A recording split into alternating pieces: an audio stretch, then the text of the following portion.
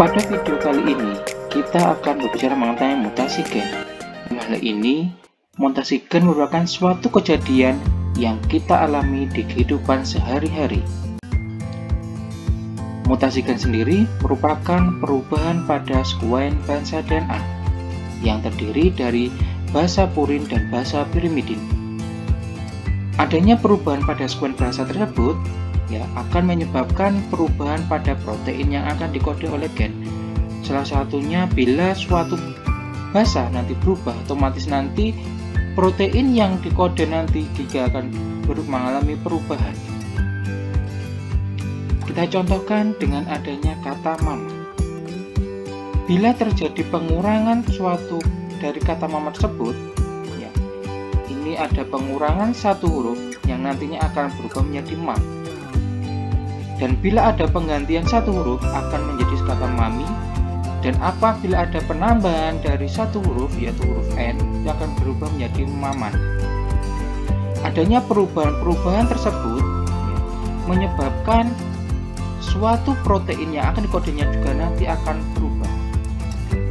Dalam gen dapat bersifat menguntungkan maupun merugikan. Kita contohkan menguntungkan nanti kita dapat memperoleh tumbuhan yang mengalami ploidisasi.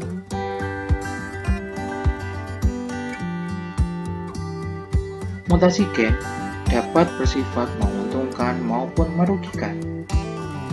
Kita contohkan yang menguntungkan nanti kita dapat memperoleh tanaman unggul. Kemudian yang merugikan nanti dapat menyebabkan suatu kelainan pada manusia. Dalam hal ini adanya organisme yang mengalami mutasi disebut dengan mutan. Kemudian yang menyebabkan mutasi tersebut disebut dengan mutagen. Hal ini secara biologi disebabkan adanya virus, kemudian bakteri, dan kalau secara kimia nanti bisa menggunakan 2 aminopurin, pestisida maupun menggunakan polkisin. Kemudian secara fisika nanti biasanya bisa menggunakan radiasi, baik bersifat ionik seperti halnya sinar X maupun radiasi inox biasanya berupa sinar ultraviolet.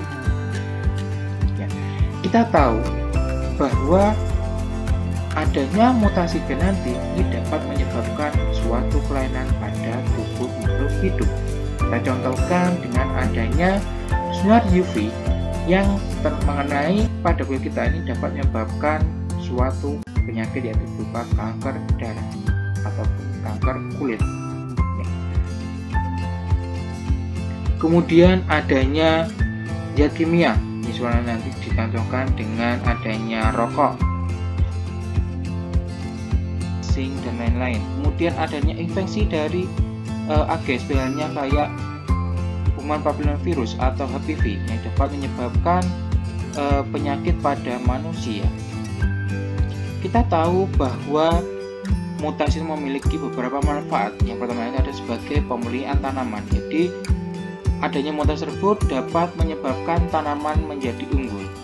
Kemudian pembuatan antibiotik, kemudian mendeteksi adanya penyakit, kemudian mendeteksi adanya evolusi dan variasi genetik pada suatu makhluk hidup. Ada beberapa macam-macam dari mutasi sendiri. Berdasarkan proses terjadinya, mutasi dapat terjadi secara alami maupun secara buatan. Itu biasanya kalau secara alami nanti adalah tanpa adanya campur tangan manusia. Jadi alamlah yang menyebabkan adanya mutasi tersebut. Kemudian yang kedua yaitu adanya buatan.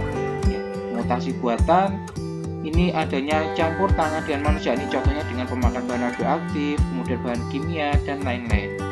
Kemudian berdasarkan selnya nanti dapat berupa germinal dan somatis. Germinal ini adalah pada sel kelamin yang ini nanti juga dapat diwariskan kepada keturunannya. Kemudian secara stomatis nanti tidak dapat diwariskan pada warisannya, atau karena ini dia berupa kelamin berupa sel tubuh. Kemudian faktor-faktor yang menyebabkan adanya mutasi spontan. Ini dapat adanya keakuratan, kemenangan atau fisik dalam replikasi DNA.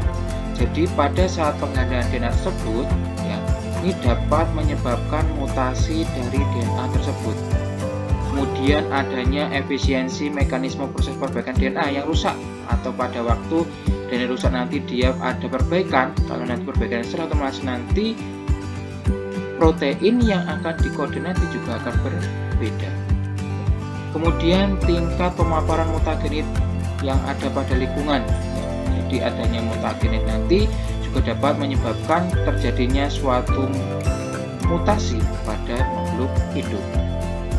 Nah, kalau kita sudah tahu mengenai macam-macam dari mutasi tersebut, kemudian faktornya, kita akan mengetahui tentang bagaimana macam mutasi berdasarkan tingkatannya, yaitu ada mutasi gen dan mutasi kromosom. Jadi mutasi gen ini yang nanti pada video ini kita bahas, dan pada mutasi kromosom nanti yang akan pada video selanjutnya. Untuk linknya nanti dapat dilihat pada deskripsi. Ya, jadi mutasi gen sendiri nanti adalah, atau juga sebagai mutasi atau point mutation, yaitu adalah perubahan urutan satu atau dua pasang basa DNA yang menyusun gen tersebut. Ya, jadi basa-basa nukleotida nanti, baik nanti yang berubah satu atau dua pasang, itu dinamakan sebagai mutasi titik. Ya, jadi perubahan peristiwa yang terjadi pada mutasi gen ini nanti adalah perubahan urutan DNA, atau lebih tepatnya mutasi titik, merupakan perubahan pada basa hidrogen dari DNA ataupun RNA.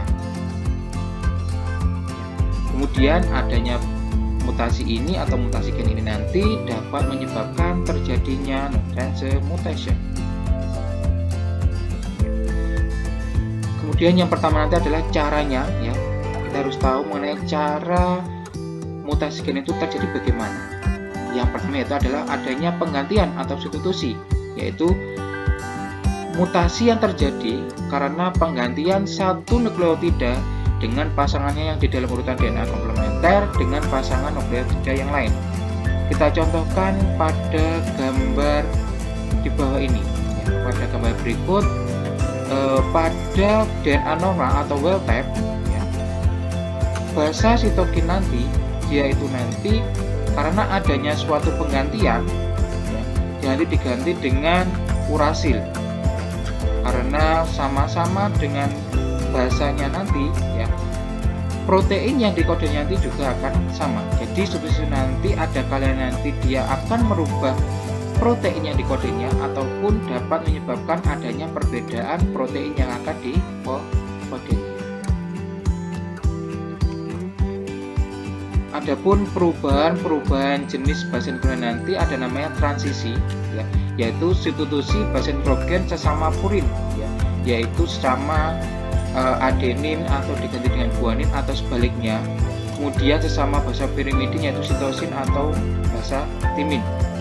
Kemudian bisa jadi nanti secara transversi, ya, yaitu substitusi atau pengganti nanti basa nitrogen nanti berupa purin dengan pirimidin. Jadi kalau transisi nanti tadi adalah sama-sama basa purin dan basa pirimidinnya, tapi kalau transversi adalah dia adalah basa nitrogen purin dengan pirimidin ataupun sebaliknya. Jadi adenin diganti dengan adenin atau guanin nanti bisa diganti dengan sitosin maupun basa timin.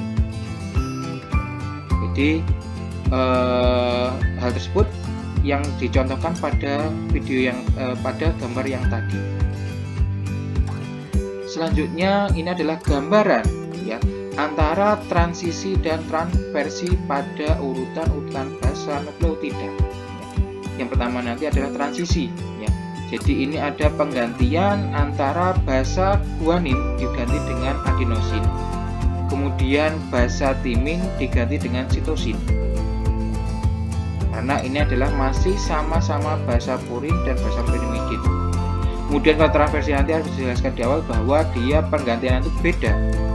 Jadi basa purin diganti dengan basa pirimidin ataupun sebaliknya. Itu untuk mengenai substitusi. Kemudian yang kedua adalah adanya mutasi diam. Ya, ini contoh-contohnya, ya, macamnya dari substitusi nanti dapat menyebabkan mutasi diam, ya, atau silent mutation, yaitu jika terjadi perubahan kode genetik tetapi tidak mengakibatkan perubahan asam amino sintesis, ya. Jadi adanya perubahan dari susunan basa nukleotit tadi ini tidak menyebabkan perubahan dari protein yang dikodenya. Jadi walaupun RNA-nya berubah, ya, nanti asam amino kodenya nanti dia tidak mengalami perubahan, itu dinamakan sebagai mutasi mutasi diam atau silent mutation. Kemudian yang kedua yaitu adalah mutasi salah arti atau missense mutation. Ya, ini terjadi perubahan kode genetik dan mengakibatkan perubahan asam aminonya, ya, sehingga nanti fenotip yang dikodenya nanti juga akan berubah. Ini contohnya pada penyakit anemia sel sabit. Ini contohkan bahwa pada gambar yang dikari, ya, yang awalnya dia modelnya nanti bikonkav, dia nanti berubah menjadi bulan sabit, sehingga nanti dapat menyebabkan umur dari sel dalam merah tersebut nanti juga akan berbeda. Ya.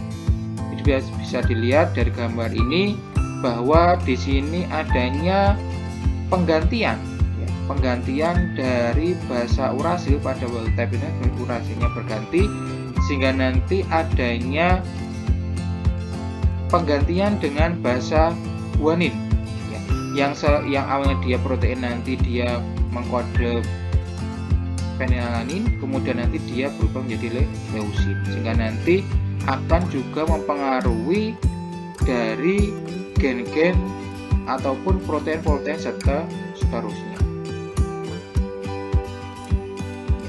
Kemudian yang selanjutnya itu adalah mutasi tanpa arti atau nonsense mutation. Ya, ini jika terjadi perubahan kode genetik, ya, yang mengkode nanti berupa stop codon, ya, sehingga protein setelah adanya stop codon nanti dia tidak fungsional lagi atau nanti tidak mempengaruhi dari fenotip. Jadi penggantian tersebut nanti mutasi tanpa arti nanti itu dapat menyebabkan protein setelahnya nanti dia inaktif. Dicontohkan adanya penggantian, baik nanti penggantian 1 maupun langsung 3 pasang kode genetik. Ya. Kemudian yang kedua itu adalah insersi, ya, yaitu penyisipan atau penambahan 1 atau lebih nukleotida ke dalam rantai polinukleotida. Ya. Jadi insersi nanti dia adanya penyisipan atau penambahan, jadi ditambahkan 1 basa nukleus sehingga nanti dia akan berubah menjadi stop codon. Kemudian delesi ataupun pengurangan 1 atau lebih pasangan nukleotida pada suatu gen saat pada replikasi DNA. Ya, ini nanti delesi nanti sehingga nanti dapat menyebabkan protein yang dikodenya nanti juga akan berubah.